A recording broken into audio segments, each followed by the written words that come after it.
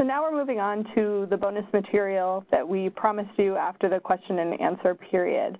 And these were promising programs and practices that we unfortunately couldn't fit within our 90 minutes allotted initially, or we weren't sure we'd get to everything and still be able to allow for question and answer.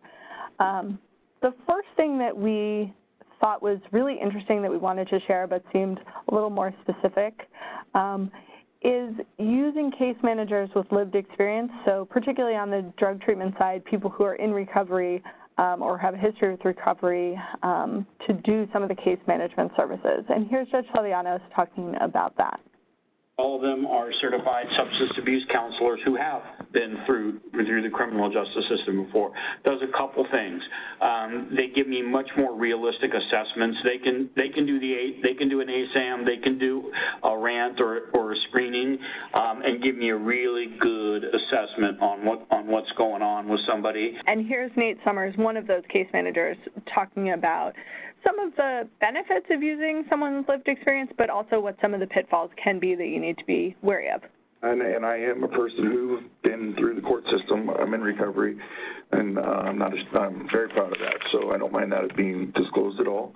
But it really does have a lot of value, and you can't really put a finger on exactly what it is. It's this like intuition you get, or your experiences of knowing little things, just little nuances in why somebody's being so defiant or why somebody is acting much more anxiety-ridden while in custody.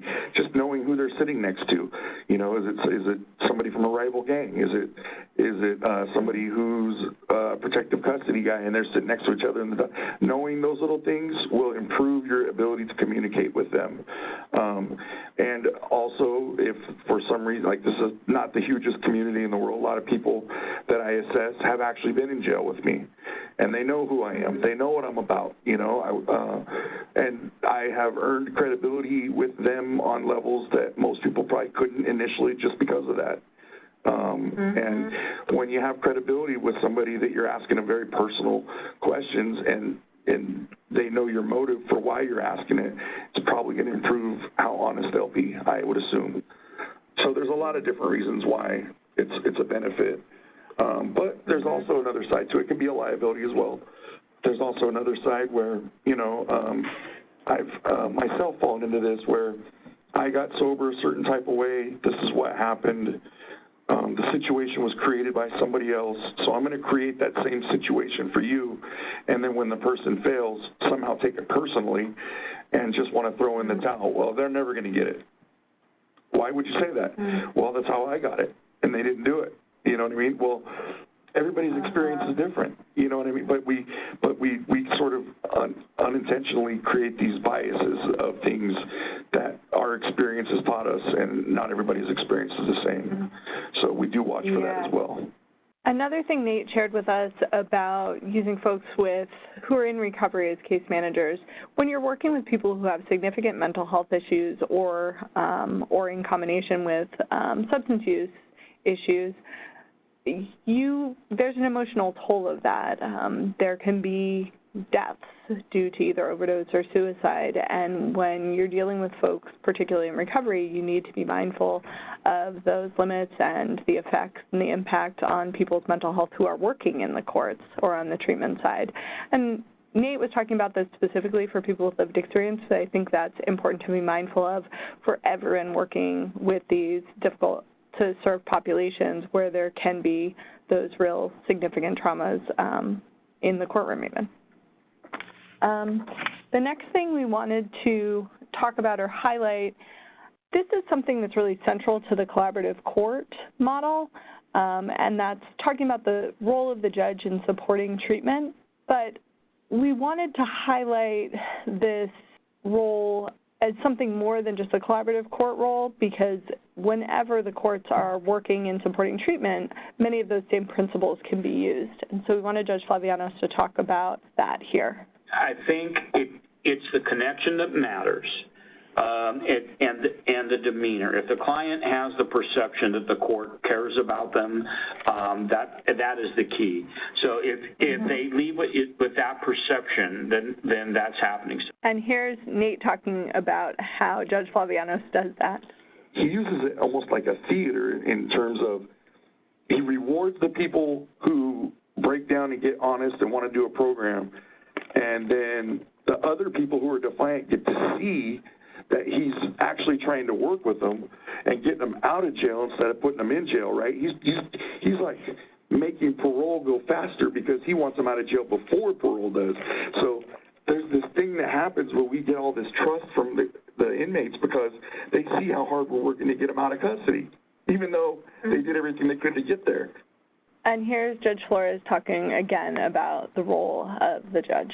Another common theme I have in my presentation is that, we really have to learn to love each other. We should have to, and that not only mental health professionals, courts need to learn how to love everybody, including the defendants that are before them. And if there's not that human love, why are we doing this job?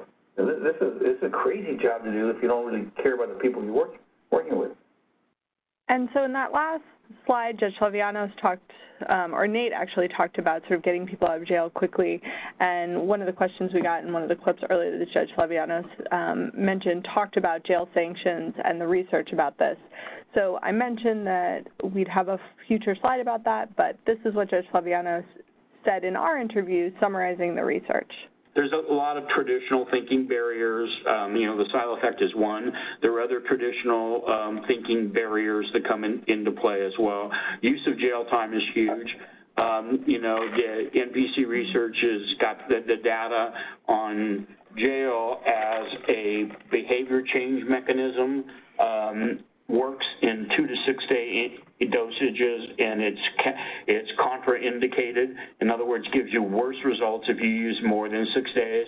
So a big hurdle is getting people out of that mindset that the response to everything is jail, and then we have to increase jail based on the number of times that they don't respond.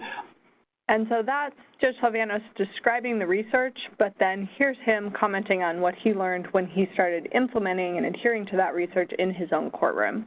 When Shannon put those numbers up, I didn't believe it. I came back, and the first group I tried it with was my parole reentry group, which is kind of people as deep into the system as it could possibly be, right? So instead of if I remanded and put them over for a week, it was remand a couple days in jail, release back into your program, and come and see me. And what I got, I was just absolutely unprepared for. I got a bunch of parolees, multiple time prison commitments, multiple time violators coming into my court complaining about 2 days in jail. I mean, seriously complaining about 2 days in jail. And it made no sense to me. I couldn't figure it out. I mean, this can't be the worst time in jail they've ever done, but they were telling me it was. So I asked some of the people who work for us who have been through the system before, and they said, well, absolutely, Judge.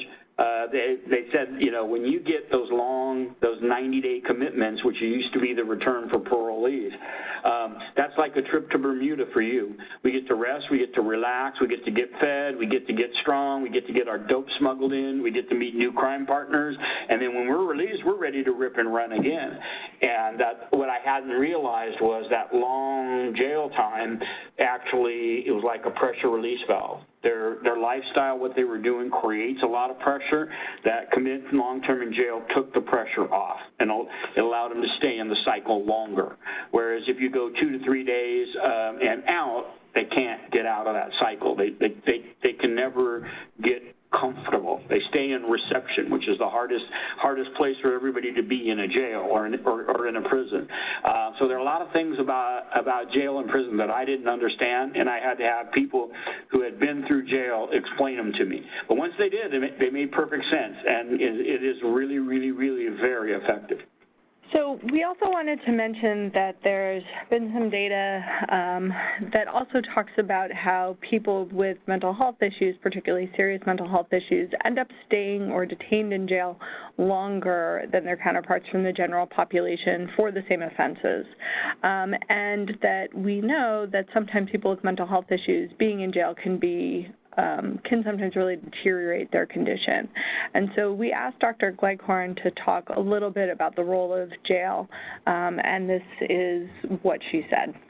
The other message we give all the time is that it's our mandate through our state mental health plan to serve people at the least restrictive alternative possible. So to me, holding people in jail on misdemeanor charges where you or I would be given a citation and sent home and told to show up to court really is a civil rights violation based on their disability. That the arresting people and the DA think of this as kind of a mercy to keep them off the street, and I see it as a violation of their civil rights. And so I think both of those speakers really speak to the need to use jail in ways that are consistent with research and don't exacerbate outcomes or create more problems than they're solving. The next thing we wanted to focus on for this slide is medically assisted treatment, and we mentioned that earlier when Cynthia Garcia was talking about the Opioid Safety Coalition that they're working on in Solano to administer MAT in the jail, but Dr. Cleghorn had some additional thoughts, and we wanted to share those. Medication-assisted treatment is something I've focused on for about 25 years. And there are lots of innovative ways to deliver medication-assisted treatment. Very progressive counties have worked closely with narcotic treatment programs that are now called opiate treatment program providers to have them bring methadone to the jail and provide daily dosing for clients who are on methadone at the time of their arrest and need to be continued in care because it's a medication that is given daily, and if you miss a dose, you suffer greatly. So many counties already have kind of courtesy dosing programs for people who have been arrested and need to continue their medication. And so Dr. Cleghorn talked about some aspects of MAT. We want to make sure that people understand that there are other drugs other than just methadone and that there are injectable MAT protocols. So Vivitrol, I believe, is injectable, which may be easier for people to adhere to the treatment than if you have to, with methadone, go in every day, particularly when you have folks who have co-occurring issues or are homeless and therefore may have difficulty getting to a specific place every day. There can also be alcohol medically assisted treatment that can be utilized for folks, and Dr. Cleghorn also spoke really passionately in our call about the importance of including naloxone, or what's sometimes called Narcan, in our conversations about MAT, and that can be used when someone has an overdose to revive them if they relapse after being, for example, released from custody, because we know some of the highest rates of overdose are right after a custodial release. And so she talked about the need to really think about arming, essentially, family members and support people when people are released from jail so that if there is a relapse, we can prevent that being a fatal relapse. Another promising practice that Dr. Hobson talked to us about, which we wanted to particularly share for utilization in rural counties, is the practice of telepsychiatry. And so he talked about why that's used in Plumas and how that's working. They found that telepsychiatry, telemedicine, is a much more cost-effective way, and you have greater access, greater availability. So we predominantly use telemedicine in our clinics and in the jail. So it's just what it is. I mean, the psychiatry shortage in the state is in the nation, really. It's real. It's a real thing. And so that's particularly important when you're talking about people who, because of either substance use or mental health needs, are prescribed medication, because obviously medical doctors and psychiatrists are the only people who can typically do that. And so in rural counties, that can be a particular challenge absent using telepsychiatry. We wanted to share with you some thoughts from our subject matter experts about AB 1810 implementation. We know that's a hot topic still. So we had been hearing from people both on the behavioral health side and on the criminal justice side in their thinking about AB 1810, often talking about the lack of beds and particularly treatment beds for people with mental health issues, and seeing that as a real limitation for their ability to implement AB 1810 in their counties. And so we asked Judge Flavianos to comment on that thinking, and this is what he said. You know, I don't know the number of beds we have, but it's nowhere near what's going to meet the need. But I think I would be really hesitant to just look for mental health diversion on places where you have a bed for somebody. Plenty of people can get their services without being in a program that mandates or requires a bed. And even if there's somebody who maybe should be in those services, but a bed isn't available, they'll still do better if they're getting services without the bed. So I think is it something where we need more beds? Absolutely. That would help us. Should we not go forward because we don't use that as a reason not to do it? That would be a huge mistake, because people really do respond to their services without being in a bed. The last time I did my mental health court, literally our courtroom was over capacity with people showing up to court. And if you have people that are at that level that are showing up to court, they're doing a heck of a lot better than they would be if we didn't have them in services. So, you know, my courtroom capacity in the audience is 90. We have more than 90 people show up. So I think it would be a big mistake just to focus on the population that has to be in a bed.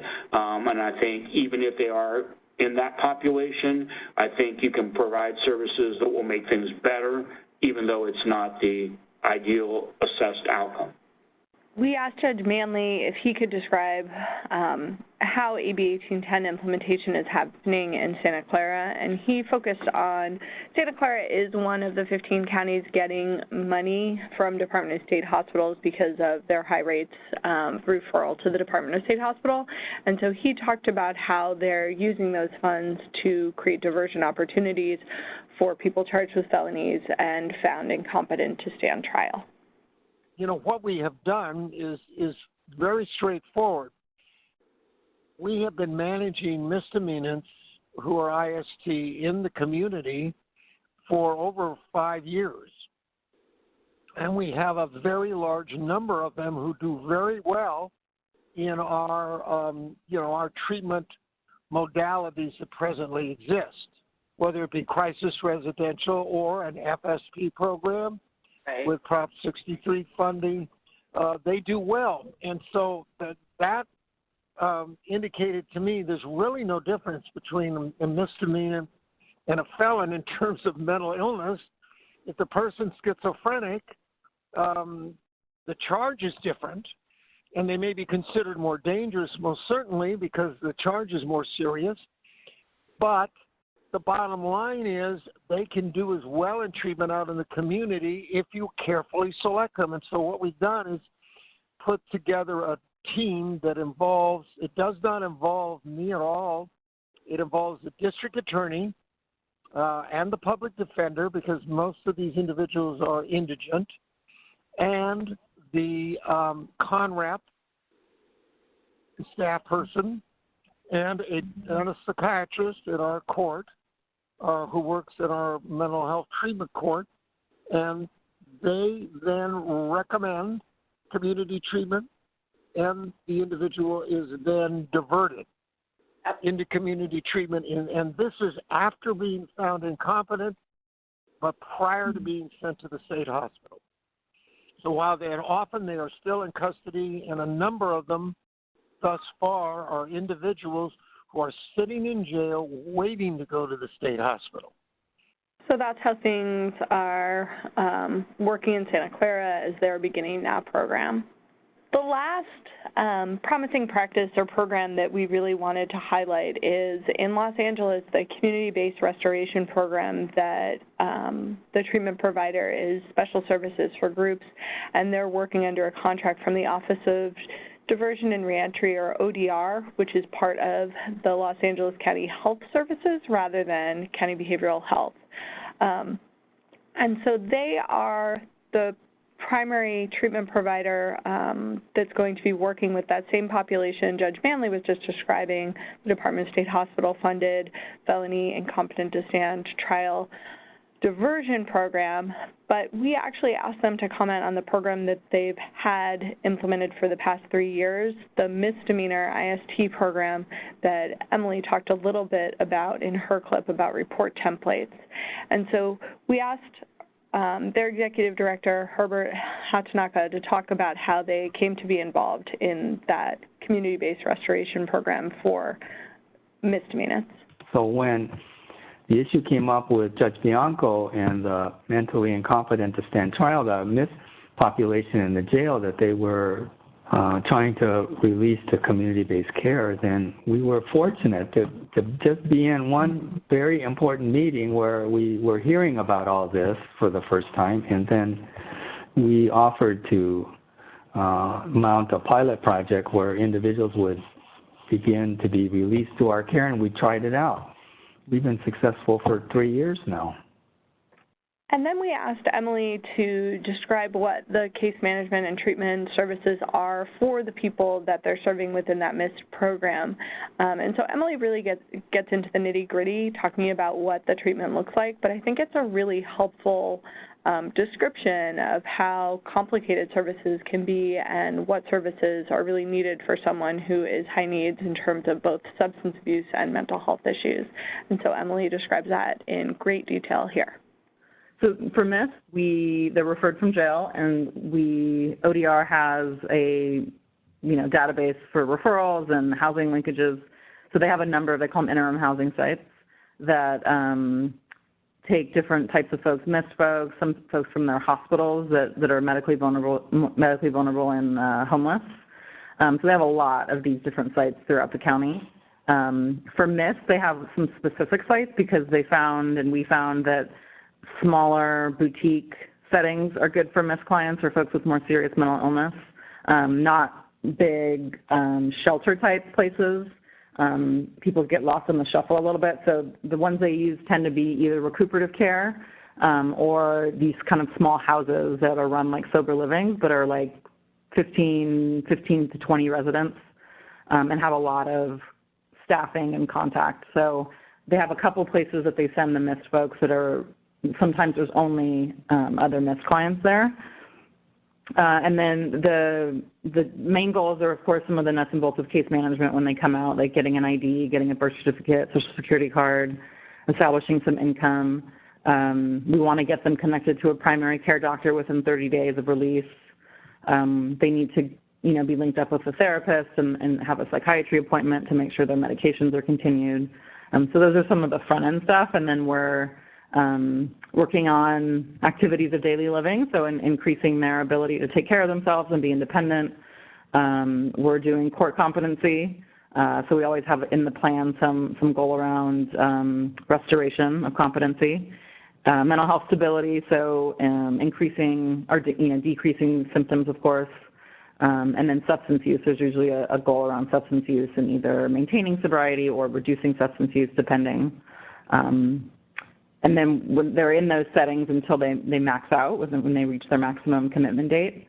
And from there, we keep them as a client, and ODR has a pipeline for them to move into other housing settings. So whether it's a board and care or scattered site housing or project-based, they will see them through past that commitment date, which is a huge difference than other kind of systems of care, that it doesn't just stop there, that there's this expectation that the providers continue and that they will agree to house that person after that.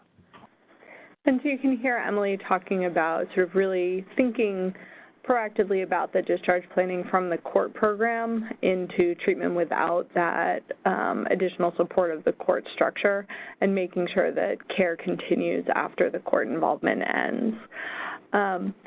So that's our content. Those are the clips that we've selected out of our 12 hours of interviews to share with you today in this webinar. Again, we are planning on developing some of these interviews into longer podcasts, so if you had comments about which speakers you wanted to hear more from, please let us know. You can email Octavio or Criminal Justice Services, or just use your chat function to let us know who you're interested in hearing more from or more about. But that concludes our content today. Again, we hope that people join us for the regional roundtables if you're judges or court administrators, and we will be in touch about the future podcasts and the next episode of the webinar series. We'll be taking a bit of a break from the behavioral health episode webinars as we plan for the regional roundtables, but we should be able to start up again after those conclude. Thanks again for joining us, and have a good rest of your Thursday.